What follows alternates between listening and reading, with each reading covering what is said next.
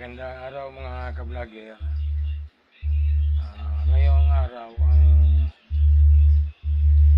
content natin ngayon, wala naman akong ipapakita sa inyong DIY kung ano pa man. May isi-share lang ako sa inyong konting paliwanag base sa aking experience. Dahil nga driver ako, sa tagal kong nagmamaneho since 1987 hanggang ngayon, driver and profession ko. May isishare lang ako sa inyo base sa aking karanasan. Siguro naman wala sa inyong kukontra dahil siguro sa mga makakapanood nito, alam din nila na tama ang aking conclusion.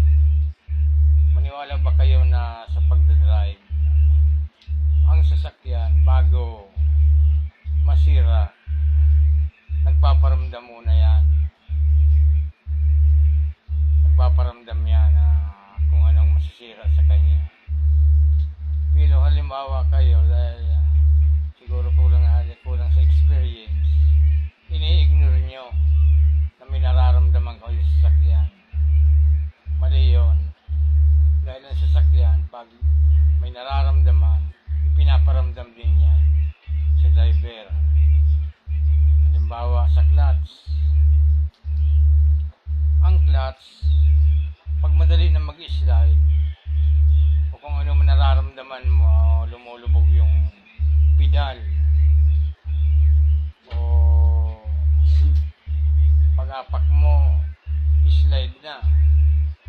Maraming bagay dyan na ikukonsidera mong chichikapin.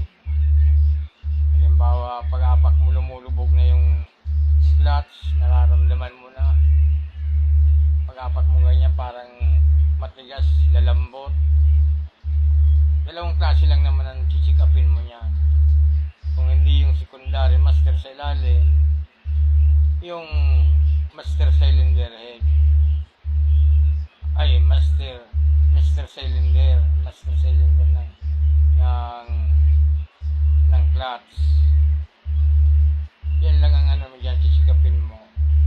Kung hindi, tingnan mo yung fluid, sisilipin mo muna sa ilalim, baka may tagas sa secondary o yung likod ng master.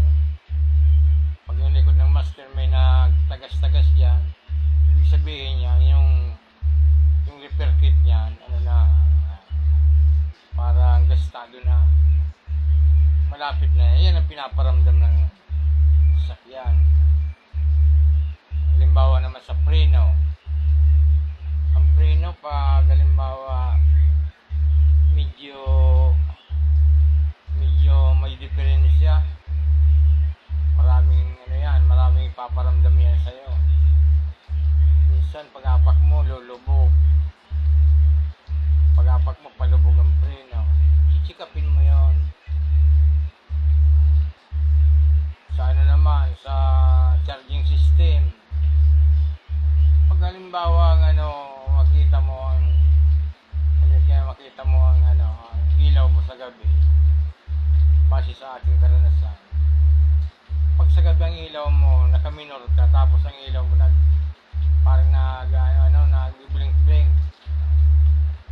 Pagka umaga niya, chikapin mo ang tubig ng battery, baka kulang na, dagdagan mo. Ganun lang yan.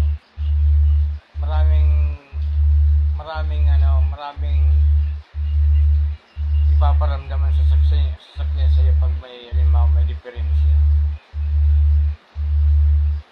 Halimbawa naman yung cross joint, propeller, mararamdaman mo rin yan. Halimbawa, propeller, ang cross joint yan, muna yan,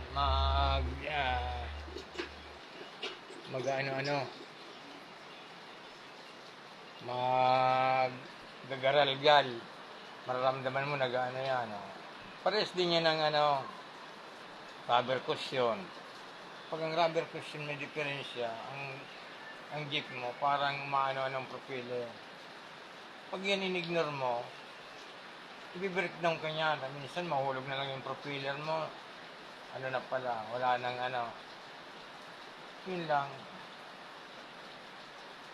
Maniwala ba kayo sa aking conclusion? Okay na. Maraming salamat. Paki-like naman, paki-follow, paki-share, at paki-subscribe na rin. Maraming salamat. God bless. Thank you.